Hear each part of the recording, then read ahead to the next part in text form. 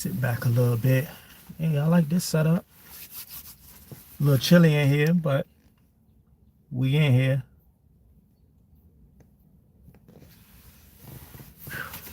Yeah, y'all. So what's up, Pathfinders? How y'all doing? Hope y'all doing all right.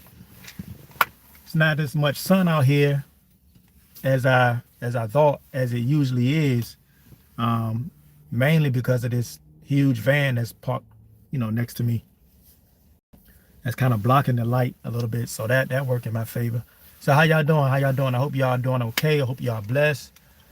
Hope y'all having a wonderful weekend so far. A week so far. We ain't at the weekend yet, but we almost there. Hope you're having a wonderful week so far. Here at work yesterday, I took off work for a snow day because we had snow come down pretty heavy here in Norfolk, Virginia, where I'm from, where we are now. A lot of black ice out here on the roads, a lot going on. So I just took the opportunity just to stay home with my family, relax, chill, work on some projects that I have on my list to do. But for this broadcast, I want to welcome everybody to another installment of a Path Apart podcast. We're going to be talking today about cultural hybrids. And we're going to be dealing with how growing up between two cultures or cross culturally shapes your identity.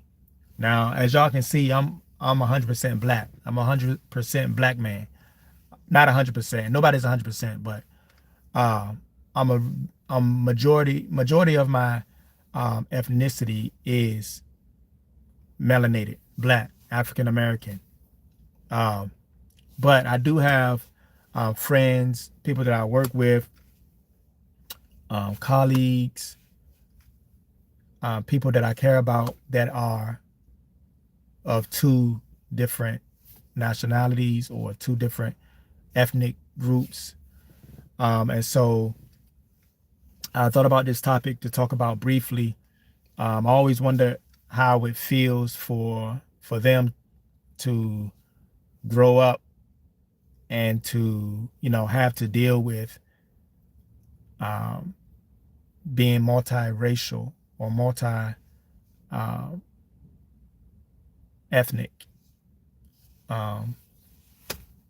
So I picked up this topic, cultural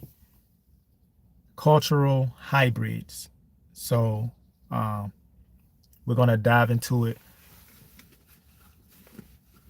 and we're gonna see how that may shape some of their lives and impact their existence here in the United States and abroad. We have beautiful multiracial people all over the world, all over the planet, and it's just what God intended. And so, growing up between two cultures can significantly shape a person's identity by fostering a deep understanding of different perspectives. And growing up this way can also enhance empathy. It can create a unique blend of cultural values and potentially leads to a sense of feeling like you're in between, you're in between. So you don't belong to this culture and this group of people in this community, and you don't believe in the other part of your ethnicity because you are partly of another ethnic group, so you could probably feel like you don't belong to either one of them, because you're too this over here in this situation, or if you're not doing this enough, then you're too much of that. You know what I'm saying? So there's a sense of in-betweenness sometimes, from what I understand, from what I've experienced secondhand. of my friends and my loved ones being um, being biracial, you know. So it has its, I'm sure it has its ups and downs. It has its pros and its cons. So we're gonna, on this episode, we're gonna be going through some of the pros and some of the cons, some of the positives and some of the negatives, and some of the challenges that might arise. What's up, Slimy? How you doing, bro? How you doing? Good to see you. Good to see you. Welcome, welcome. This is a Path Apart. This is a podcast that I have here on the channel that celebrates individuality. It celebrates being different. It celebrates being neurodivergent. That means you have a different thinking pattern. You know, you think different. You think out the box. You know, yeah. So this is what we call a path apart. That means that we're not on the same path as so-called normal people. You know, you have your individual challenges. You have certain circumstances that might arise as a result of being a different type of person, a different breed of person. You know what I'm saying? It's not negative. It's not none of that. So we're here to highlight the positive side of those things, you know. And so on this episode, we're talking about how growing up between two cultures or cross-culturally can shape a person's identity. We're talking about cultural hybrids. And so being a person who has multiple ethnicities that are a part of their makeup, their DNA, sometimes they can feel like they're in between, like they don't fit in with one side of them and they don't fit in with the other side of them. Like, you know, they might just feel in between, where they don't particularly feel like they belong to either community. So depending on, and that always depends on their individual experiences and the social context of the situation. So I want to give everybody some key aspects of how bicultural upbringing can shape a person's identity. All right. Now, again, I have not experienced this firsthand, but I have experienced it secondhand because I have people that I love and people that I care about that's biracial, multi-ethnic.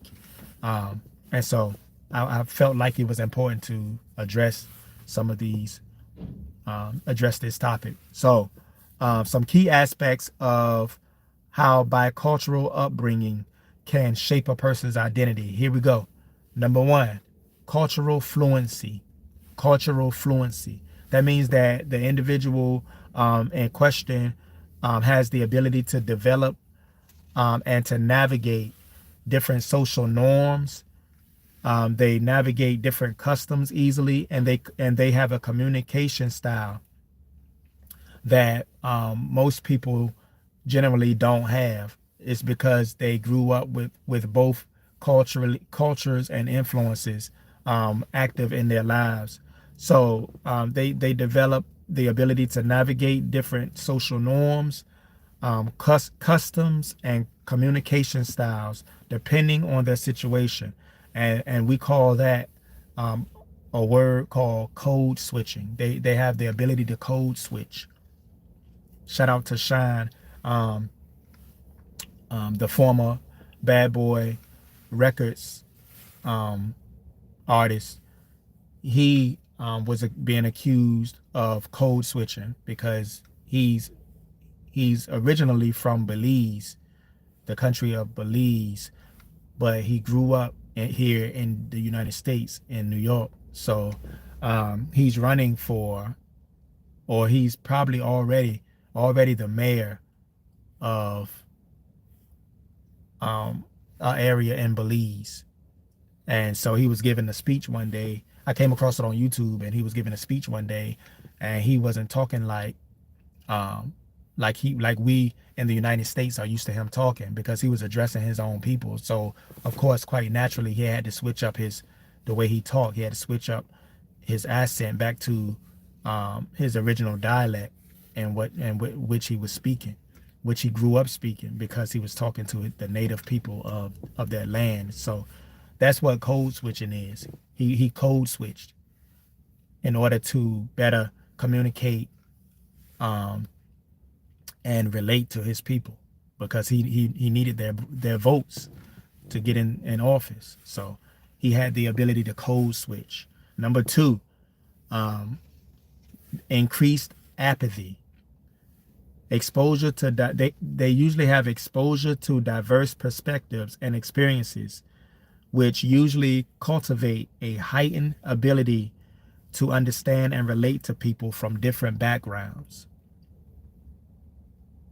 So they have an understanding of what it feels like to go through certain challenges, go through certain issues, or certain circumstances, being a part of that community that's of the person that's going through it. You know what I'm saying? Like, for example, say if I'm African American and Asian, if I see an Asian brother or Asian sister going through a particular situation or circumstance, by me being a certain percentage of Asian, I can kind of empathize with that person and kind of help that person and encourage that person and build that person back up, or be of some assistance to that person, because I know what it's like. The Asian side of me know what it's like, and vice versa. If I saw an African American brother or sister going through something, or even an African brother or sister going through something, because I have African blood in my ancestry, of course, I could probably relate to them a little bit better on the African side. You know what I'm saying? So that's called empathy, when you can relate to what's going on in a certain person's life, and you kind of feel what they feel. Hey, Susanna, how you doing? Good to see you. Good to see you. Glad to see you. Welcome in. So we're on our podcast. We're doing our podcast on this live. A Path Apart is the name of the podcast. So sit back, enjoy. I hope that you are having a wonderful week so far. So increased apathy, increased empathy. I'm sorry. Is another one. I call them superpowers that people who are of two different ethnicities have. All right, number three. So they tend to have a global perspective, and not just a local, domesticated, or limited perspective. So living between two cultures can help broaden the person's worldview and makes them prone to be more open to embrace new ideas or new ways of thinking, right? So a person who was raised biculturally, of course, quite naturally, most of them grow up in a household where the parents speak fluently the other language, as well as English, or as well as whatever nation that you were born in. So that's a pro right there. A person that's bicultural, they're automatically gonna be able to have a wider world view. Their world perspective, their global perspective is a lot wider, because they're open to new ways of thinking. They're open to seeing it from both perspectives. The U.S. perspective and the Chinese perspective, the Chinese perspective and the African perspective. They have a global world view, a global perspective.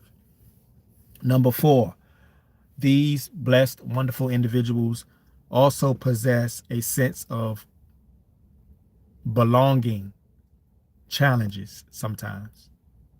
It can be a challenge sometimes to be multicultural or biracial, or of two ethnicities.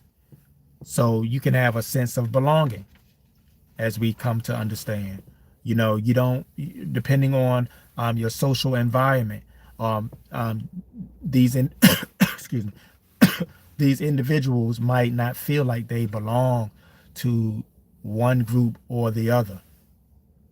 If I'm Chinese, I might not feel like I relate or belong to the Chinese community because I am also, let's say, uh, Russian, or I'm also African American. So I don't feel like I'm Chinese enough, or I can relate to the Chinese side of my bloodline, or vice versa. I might not feel like I relate to the Russian side of my bloodline or my Russian community. So uh, um, having issues like that can give birth to identity struggles. People who are multicultural, or not, I shouldn't say multicultural, but of multiple ethnicities might feel like they don't belong. You know what I'm saying? They might feel like they're stuck in between. They're stuck in the middle. Number 5. Now this is a pro. This is something good. This is something good. Creative integration. So bicultural, that's the word I was looking for. Bicultural individuals may find it easier to creatively blend elements from both cultures to form a unique personality, right? Because they have both bloodlines running through their veins. You might have some let me see, Native American blood in you. And so some of the things that you do and say, and some of the ways that you think or express yourself creatively might be more influenced by the beautiful Native American side of your life, or your family, or your bloodline. Or if the other side of your bloodline is Czechoslovakian, you have a tendency to have some ways that are uniquely Czechoslovakian, that the average person won't be able to relate to, or do, or perform. So being bicultural individuals, you have an easier way to blend elements from both cultures to form a totally different personality altogether. Personality traits, a personal identity.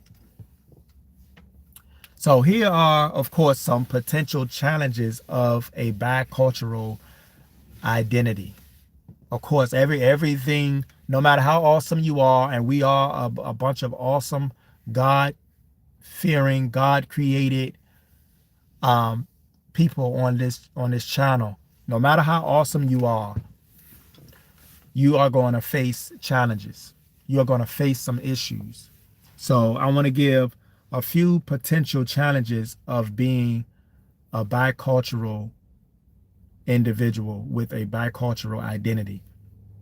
Number 1, cultural conflict. Like we said earlier in this broadcast, cultural conflict. You might feel like you're in between. You might feel like you don't belong to either community, or this community or the other community, but both communities are a part of who you are, just because of your bloodline, just because of your ethnicity. But you might feel like there's a conflict there. You might have a struggle figuring out how to navigate conflicting values or expectations from different cultures, which may lead to a sense of eternal tension and heavy stress, because you're trying to fit in with this side of you, or you might be trying to fit in with the other side of you, and neither one of them are particularly receiving you in a positive manner. And so that could be stressful, I can imagine, you know, because you want to be you want to be able to relate to your people because they're a part of you, on both sides of the equation, you know. So it can lead to stress.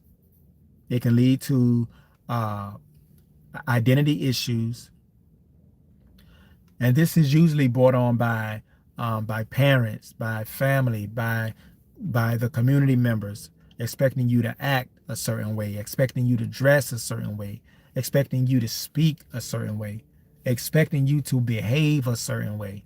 Oh, if he's African American or black, so I don't know why he don't like, I don't know, some dumb stereotype, why he don't like watermelon. He's black. He's supposed to like watermelon. Oh, he's African American. I don't know. I'm not talking about myself in particular. Let me just throw that out there. Oh, people might say, oh, he's African American. I don't understand why he can't dance. All African Americans or blacks can dance. Just little stupid, dumb stuff like that. You know what I'm saying? So you might feel some type of pressure coming from either side or either community because you're not black enough, or you're not white enough, or you're not Asian enough, or you're not uh, uh, Hispanic enough, or you're not this or that enough. You're never going to be enough for people. That's one thing that I found out in my 44 years of wonderful years on this earth. You're not going to be able to please everybody all the time. You're not going to even be able to please everybody some of the time, because there are just some individuals out here that are on assignment from the devil to try to make you feel bad about yourself, to try to make you feel low about who God created you to be.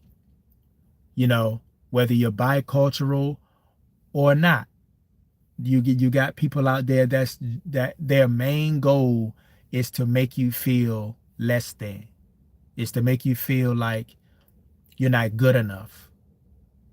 I rebuke that in the name of Jesus. I rebuke that in the name of Jesus over your life, over my life, over any person that's ever felt like that. And so people will try to make you more like them, just because of your skin color, just because of your ethnicity. They want you to be more like them. They want you to be more like uh, who they perceive you to be. When we're all individuals, we're all different. God made us all different, all with our own little uh, personalities, our own likes, our own dislikes, our own perspectives. This is what makes us beautiful. This is what makes us different. This is what makes us important to the world. Number two, I can never say this word quickly. Marginalization. And what marginalization is feeling excluded or othered by people from either cultural group. They make you feel like you don't fit in. They make you feel like you don't belong here because you're African American like them, but you still have a little Asian in you, or a little Hispanic in you, or Latin in you. So you don't quite act fully how they expect you to act and think and dress and feel and speak. So that side of you might reject you, and vice versa. So feeling marginalized is another bicultural identity challenge. And finally, number three, like we mentioned before, identity confusion, the big dreaded identity confusion, the IC. identity confusion. That's when you're uncertain about which cultural identity to prioritize, especially in situations of or a demographic where one culture is more dominant.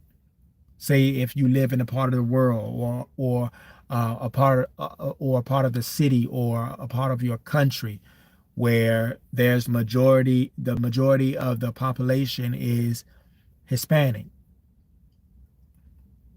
but you live there and you're Hispanic and white. You know what I'm saying? You are not going to easily fit in with the so-called fully Hispanic population or community, because you have some elements of Caucasian in you, and you might speak a certain way, you might dress a certain way, you might have a wonderful way of blending together both cultures to create your own personal identity, your own personality, your own personal identity. And they might not like that. That may not sit well with the Latin community or the African community, wherever you live. So that can be a huge challenge, and that can make a person second guess who they are. You know, it can cause a struggle to find true identity because of the people that are around you, and the way that they tend to make you feel. You know, they might call you names, they might look at you funny, they might turn their nose up at you, they might give you the side eye, you know. So, but this podcast is all about encouraging your identity, encouraging who God created you to be, encouraging you to be different, encouraging you to remain neurodivergent. That means a different abstract thinker, you know, a person that's out of the box. We encourage that here in this community. So that's why it's important for you to, as much as you possibly can, to tune into these podcast episodes, because we're all about building up. We're all about reaching down and picking up our brother. We're all about, if we're down, reaching up so that our brother might pick us up and encourage us, because we're all different. We're all different in our own different ways, in our own different ways that God created us to be. I see we got 2 people here. 1 thumbs up. Smash the thumbs up, like button if you can, and welcome. If you're new, welcome. If you are a day one, a person that's been here since the beginning of the channel, welcome. Thank you. So that's all I have for this episode. I really appreciate y'all for coming in and for listening to what we had to say here on the podcast, as it pertains to being a part of a cultural hybrid community, being bicultural. All right, it's a strength, it's not a weakness, it's a uniqueness. Your uniqueness is not your weakness. Put that in the chat. Your uniqueness is not your weakness. Thank you, Lord. He just downloaded that to me. Your uniqueness is not your weakness. It's a strength, y'all. All right. So be encouraged, man. Be encouraged. Be encouraged. Continue to dress different. Continue to look different. Continue to think different. Continue to move different, because we play a vital part in society. Like I was saying on one of the earlier episodes, you know, a lot of neurodivergent individuals are marginalized, talked down upon, and just treated badly. But if it wasn't for people like me and you being on the earth, then we won't have a lot of the benefits that we have now, like cures for cancer, cures for different sicknesses and diseases, different technological innovations, different fashion innovations, music innovations across the board, across of all every industry. You know, there are neurodivergent people who think different, people who think outside the box, people that refuse to be pigeonholed, people that refuse to be have stigmas attached to them, and people that enjoy genuinely being who they are and who God created them to be. So that's what we're all about here, man. That's it. That's all I have for this episode of A Path Apart. Thank y'all, man. Thank y'all for y'all love, and thank y'all for all of y'all support. Go ahead and drop a like, drop a comment, watch this over again, share this out to your subscriber list, and that's it. That's basically it. So, as usual, as I always say, the life path is the right path. All right, y'all. I'll talk to y'all soon. Peace.